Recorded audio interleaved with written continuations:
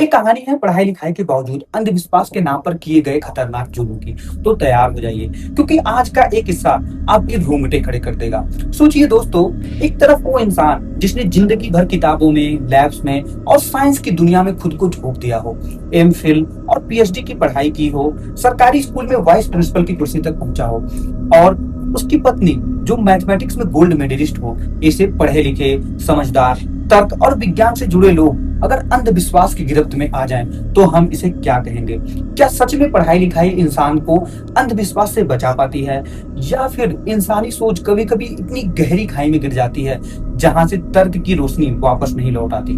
दोस्तों, मैं हूं आशुतोष और आप देख रहे हैं खूनी किस्सा। ये कहानी आंध्र प्रदेश के चित्तूर जिले की है। एक ऐसी घटना जिसने पूरे इलाके को दहला दिया। दिन था रविवार, रात के करीब 8:30 बजे इस घर में रहने वाले डॉक्टर पुरुषोत्तम नायडू, जो एक स्कूल के वाइस प्रिंसिपल थे, अचानक अपने दोस्त को फोन करते हैं। फोन उठते ही उन्होंने कहा, मेरी दोनों बेटियां अब इस दुनिया में नहीं हैं, लेकिन फिक्र की कोई बात नहीं है, कल सुबह वे वापस लौट आएंगी। जरा सोचिए, अगर कोई आपसे ये कहे तो आपका रिएक्शन क्या होगा? शायद आप चौंक जाओगे, सन्न रह जाओगे, दिमाग कई सवालों में उलझ जाएगा। यही हुआ नायडू के दोस्त के साथ भी। उसने तुरंत दोबारा पूछा, क्या बोल रहे हो तुम? लेकिन डॉक्टर नायडू ने वही बात दोहराई। बोले, मेरी दोनों बेटियां अभी इस दुनिया में नहीं हैं, लेकिन कल सुबह वे जिंदा होकर लौट आएंगी। आज कलयुग की आखिरी रात है और कल सुबह से सतयुग शुरू होगा। अब दोस्त के होश उड़ गए। पहले उसे लगा कि शायद मजाक है, लेकिन ये शब्द कोई मजाक नहीं था। डर और बेचैनी ने उसे जकड़ लिया। वह तुरंत भागते हुए नायडू के घर पहुंचा। रात का सन्नाटा था, घर के बाहर सिहरन सी महसूस हो रही थी।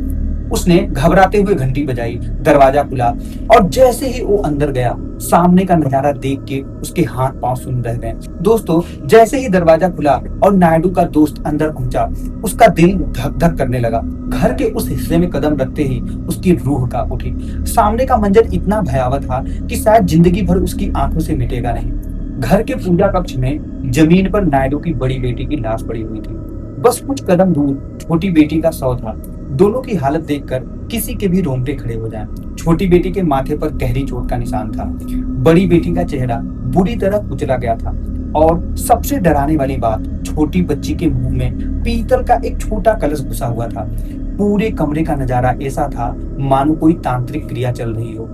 लाल कपड़े, पूजा की सामग्री, बिखरे हुए फूल और एक अजीब सी गंध पूरे कमरे में फैली हुई थी। माहौल में ऐसा सन्नाटा था जो चीख चीख कर कह रहा था कि यहाँ कुछ बेहद खतरनाक और अकल्पनीय घट चुका है। लेकिन दोस्तों, सबसे चौंकाने वाली बात यह थी कि इस सब के बावजूद डॉक्टर नायडू और उसकी पत्नी पंकजा बिल्कुल शांत, एकदम सामान्य दिख रहे थे, जैसे कि कुछ हुआ ही ना हो। उसके चेहरे पर जरा सी भी डर, पछतावा या घबराहट नहीं था। वे अपने दोस्त की ओर देखकर बार बार यही दोहरा रहे थे, परेशान मत हो, ये दोनों बेटियां अभी दूसरी दुनिया में गई हैं। कल सुबह सतयुग की शुरुआत के साथ ये वापस लौट आएंगी।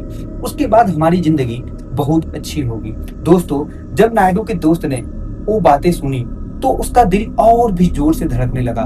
डर और सदमे में बदहवास होकर वो किसी तरह बहाना बनाकर वहां से निकला और सीधे नजदीकी पुलिस स्टेशन पर पहुंच गया। उसने पुलिस को पूरी घटना बताई। हर शब्द कांपते हुए होठों से निकला। कुछ ही देर में पुलिस की टीम नायडू के घर पहुंची। जैसे ही वे अंदर दाखिल हुए, वहां का नजारा देखकर उनके कदम ठिठक गए। पूजा कक्ष में दोनों बेटियों की लाशें पड़ी हुई थी। शरीर पर चोटों के गहरे निशान साफ दिखाई दे रहे थे। कमरे में बिखरे लाल कपड़े, पूजा की सामग्री और तांत्रिक कर्मकांड के अवशेष, सब कुछ इस बात की गवाही दे रहे थे कि यहाँ कुछ बेहद डरावना हुआ है। पुलिस ने तुरंत डॉक्टर नायडू और उनकी पत्नी पंकजा से पूछताछ शुरू की, लेकिन उनके जवाबों ने सबको हैरत में डाल दिया। नायडू बेहद शांत स्वर में बोला, हमने अपनी बेटियों की बलि नहीं दी। वे तो कलयुग से मुक्ति पाने के लिए स्वेच्छा से इस रास्ते पर चली गई हैं। चिंता मत कीजिए, कल सुबह जैसे ही सतयुग शुरू होगा, हमारी बेटियां वापस जिंदा हो उठेंगी। उसकी पत्नी पंकजा, जो उसके पास खड़ी थी, बार बार सिर हिलाकर उसकी बात का समर्थन कर रही थी। दोनों का व्यवहार किसी साधारण माता पिता जैसा बिल्कुल नहीं था, बल्कि ऐसा था जैसे कि वे किसी और ही दुनिया में जी रहे हों। लेकिन जब पुलिस ने शक्ति दिखाई तो सच धीरे धीरे सामने आने लगा। असलियत ये थी कि दोनों ने मिलकर अपनी ही बेटियों की निर्मम हत्या की थी। पहले उन्होंने पूजा पाठ के नाम पर मासूम बच्चियों को बैठाया, फिर छोटी बेटी के सिर पर भारी वस्तु से वार किया, उसके बाद उसके मुंह में जबरदस्ती पीतल का कलश घुसा दिया गया। बड़ी बेटी को बुरी तरह मारा गया। उसका चेहरा इतनी बेरहमी से कुचला गया कि पहचानना मुश्किल हो गया। पूरे घर में तांत्रिक रस्मों के निशान बिखरे पड़े थे।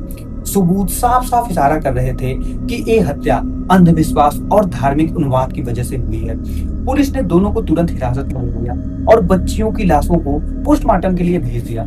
लेकिन सवाल अभी भी हवा में गूंज रहा था, आखिर इतने पढ़े लिखे लोग, विज्ञान और शिक्षा से जुड़े हुए लोग कैसे इस कदर अंधविश्वास की जाल में फंस सकते हैं कि अपनी ही बेटियों की जान ले लें।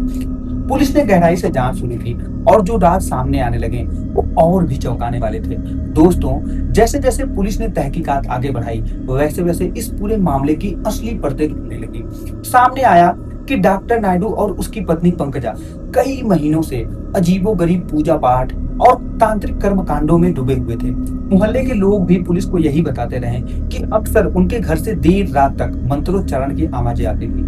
कभी अगरबत्तियों की तेज गंध बाहर तक फैल जाती, तो कभी किसी अनजाने धुएं से उनका पूरा घर घिरा रहता। बाहर से देखने पर शायद ये सब सामान्य लगता, लेकिन असल में अंदर एक गहरी अंधी आस्था अपनी जड़ें जमा चुकी थी। जांच में पता चला कि नायडू दंपत्ति को पूरा विश्वास था कि कलयुग अब अपने अंत पर है और सतयुग की शुरुआत होने वाली है।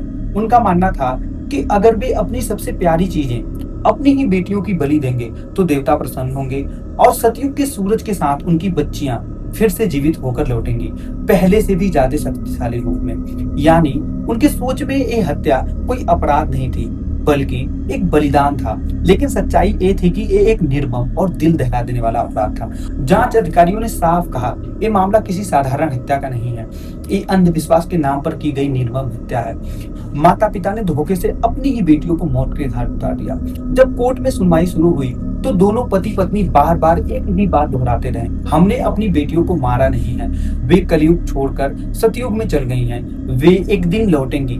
उनकी एक बात सुनकर जज भी हैरान रह गए। लेकिन अदालत में ऐसी बेतुकी दलीलों की कोई अहमियत नहीं होती है, वहां सिर्फ सबूत बोलते हैं और सबूत साफ थे। चश्मदीद गवाहों की गवाही, पुलिस की जांच और घर से बरामद सामग्री, सबने यही बताया कि एक निर्मम हत्या थी। आखिरकार अदालत ने दोनों को उम्र कैद की सजा सुना दी और इसी के साथ यह मामला देश भर की सुर्खियों में आ गया।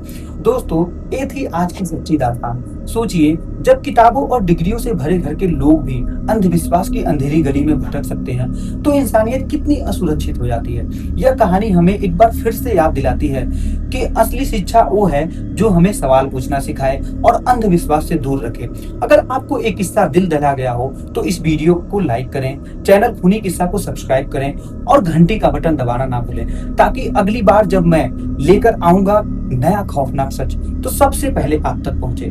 मैं हूं आशुतोष और आप देख रहे हैं खूनी किस्सा। मिलते हैं अगले खूनी किस्सा में, तब तक सावधान रहिए और सुरक्षित रहिए।